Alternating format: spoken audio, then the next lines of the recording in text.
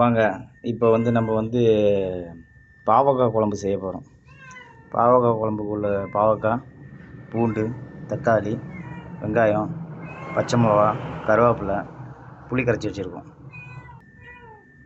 பாவக்காய் ரெடி பண்ண போகிறோம். ஃபஸ்ட்டு பாவக்காவை போட்டு பொரிப்போம். பொரிச்சிட்டு எடுத்துகிட்டு அதுக்கப்புறமாட்டி வெங்காயம், தக்காளி எல்லாம் போட்டு எல்லாத்தையும் போட்டு பரட்டி எடுத்துகிட்டு அதுக்கப்புறமாட்டி புளியை கரைச்சி ஊற்றிட்டு அதுக்கப்புறம் பாவக்காவை போட்டுடலாம். அடுப்பை பற்ற வைப்போம். எண்ணெயை ஊற்றிக்குவோம்.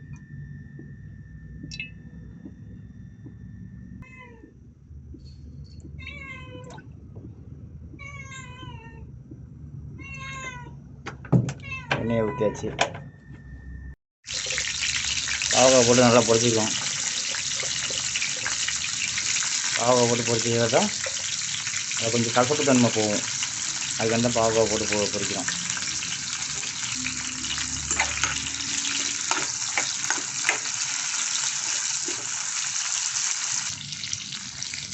நல்லா பொரிஞ்சு வரட்டும். கொஞ்சம் வதங்கினச்சிருக்கு எடுத்துட்டோம்னா அந்த கசப்பு தன்மைனா போயிடும் நம்மளுக்கு.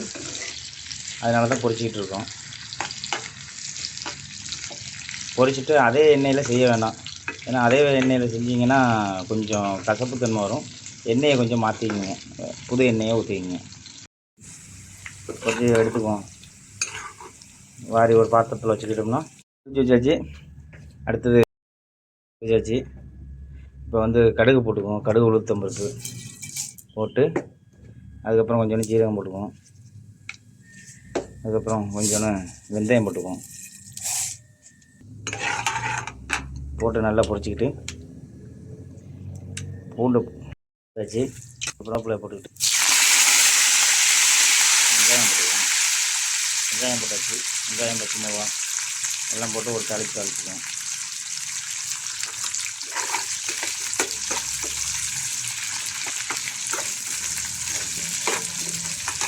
வெங்காயம், தக்காளி போட்டு நல்லா தாளித்து விட்டு அதுக்கப்புறம் தக்காளி பேஸ்ட்டாக போட்டாலும் சரி, அப்படியே போட்டாலும் சரி.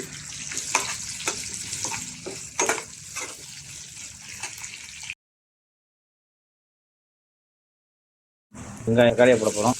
தக்காளியை போட்டாச்சு. நல்லா பேஸ்ட்டான வச்சுருக்கு. அதுக்கப்புறம் மிளகாத்தூள், தனியாத்தூள் எல்லாத்தையும் போட்டு ரெடி பண்ணிக்குவோம். மிளகாத்தூள், மல்லித்தூள் எல்லாத்தையும் போட்டு ரெடி பண்ணிவிட்டேன். சூப்பராக வந்துடும்.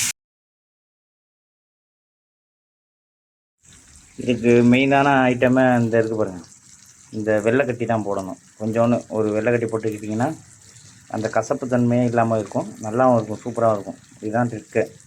நல்லாயிருக்கும். கொஞ்சோன்னு சும்மா சின்ன பீஸாக வெல்லம் கட்டுங்க. இப்போ மிளகாத்தூள், மஞ்சத்தூள் போட்டுக்குவோம்.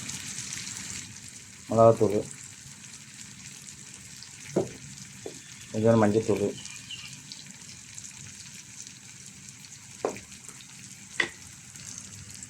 குழம்பு மிளகாத்தூள், மல்லித்தூள் எல்லாமே சேர்த்து குழம்பு ஒரு 2 ஸ்பூன் போட்டுங்க. அவ்வளோதான். அதுக்கப்புறம் புளியை கரைச்சி ஊற்றிட வேண்டியதான். கிண்டி விட்டுட்டு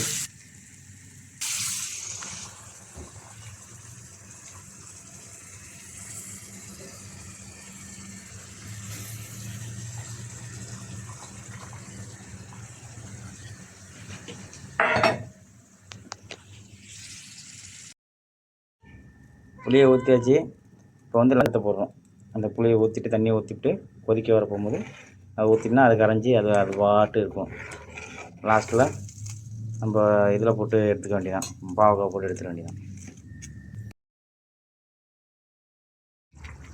நல்லா கொதிச்சு வருது.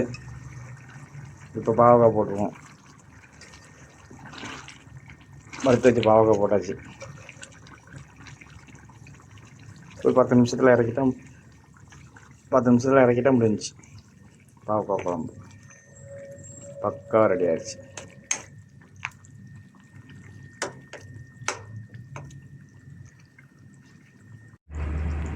சூப்பரான பாவக்காய் குழம்பு ரெடி ஆயிடுச்சு. சோறாக்கி 2 அப்பளத்தை பொரித்து சாப்பிட்டா முடிஞ்சிச்சு வேலை.